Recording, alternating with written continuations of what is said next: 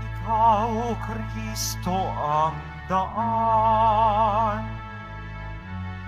ang katotohanan at buhay, patungo sa mangmahal. Hallelujah, hallelujah,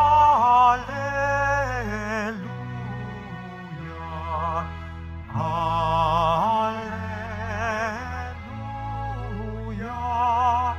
hallelujah.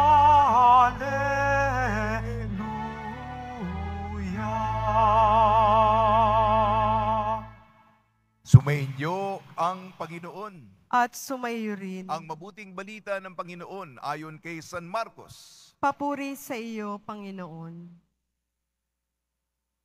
Noong panahon yon, sinabi kay Jesus ni Juan, Guro, nakakita po kami ng isang taong nagpapalayas ng mga demonyo sa pamamagitan ng pangalan mo at pinagbawalan namin sapagkat hindi natin siya kasamahan. Ngunit sinabi ni Jesus, huwag ninyo siyang pagbawalan, sapagkat walang taong matapos gumawa ng kababalaghan sa pangalan ko ang agad magsasalita ng masama laban sa akin, sapagkat ang hindi laban sa akin, sa atin, ay panig sa atin. Ang mabuting balita ng Panginoon. Pinupuri ka namin, Panginoong Heso Kristo. Magsiupo muna ang lahat. Isang mapagpalang umaga po sa ating lahat. Ako po'y natutuwa at nagagalak at nasisiyahan sa pagbalik at pananatili kahit ba hindi gaano katagalan, sapagkat ako po'y nanggaling sa misyon sa Yukon, Canada. Nakikita ko na babanaagan ko lang ang Pong Jesus Nazareno sa mga misang online. At ngayon, sa mga araw na ito, ako ipinagpala, nabiyayaan, napaboran sapagkat malapit po ako.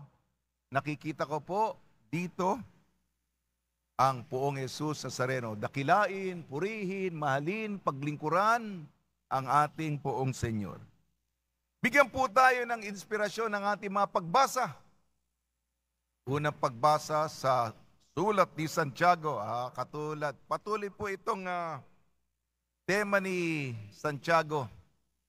Huwag tayong palalo, huwag tayong magmalaki, huwag tayong magyabang, huwag tayong maging arugante, sapagkat kung may galit ang Diyos para sa mga taong ganito, akala mo kung sino ba? Kung meron akong tagumpay, sarili kong sikap yan. Kaya nagtagumpay ako. Mayabang. Kung tayo po'y nagtagumpay, huwag po natin isipin na tayo ang may sanhi ng ating tagumpay.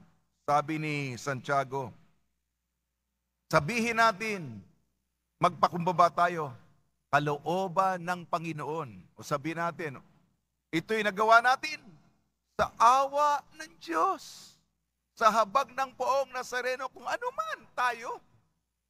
Kung meron tayong mabuting na bigay o kontribusyon, sa awa ng Diyos, sa pag-unawa ng Poong Nazareno, ganito po ang ating pananaw.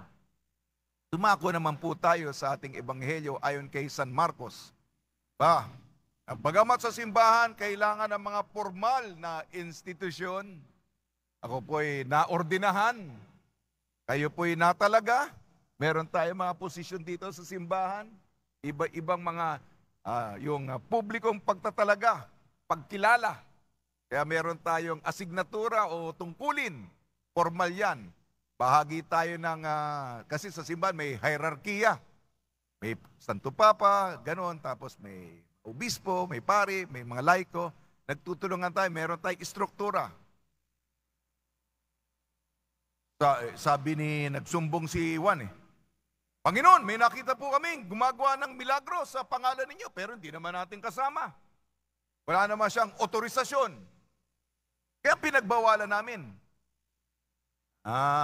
Siyang medyo pinagsabihan ng ating Panginoon, huwag mo siyang pababaya, huwag mo siyang pagbabawalan.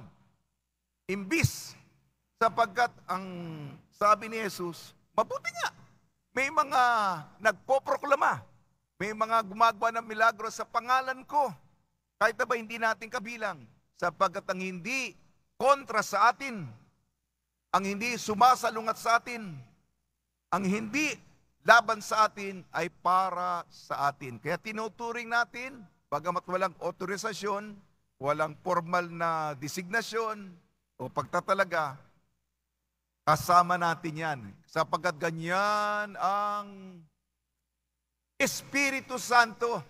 Hindi mo makakahon, hindi mo makukulong. Yan ang Diyos Yan ang Espiritu Santo. Kung sino gusto niyang gamiting instrumento, bihikulo, para sa ikadatakila ng Diyos, sino ba tayo makakahinto sa Espiritu Santo?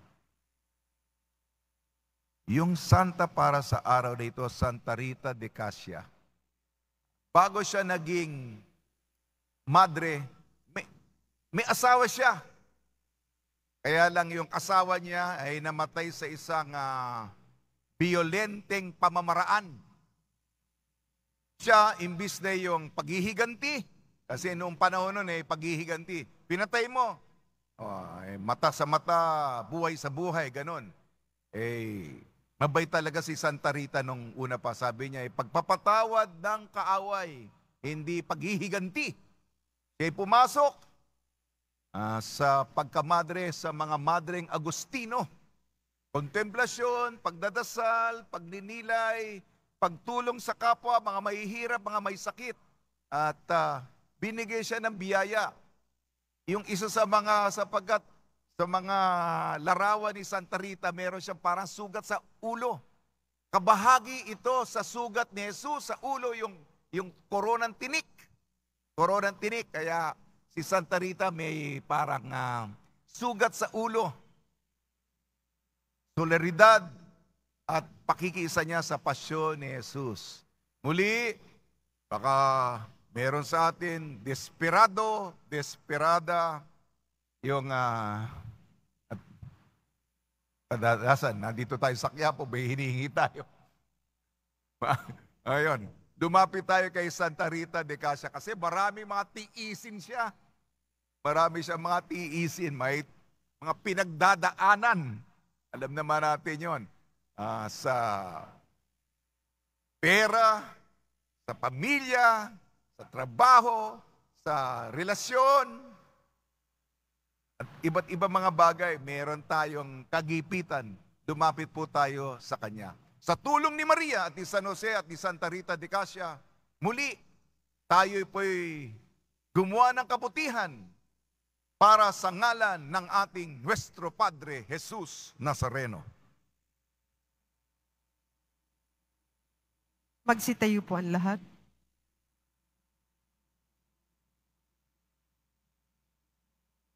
Minamahal kong mga kapatid, aming guro, itinuro mo sa amin na ang buong pagtanggi sa kasamaan ang tunay na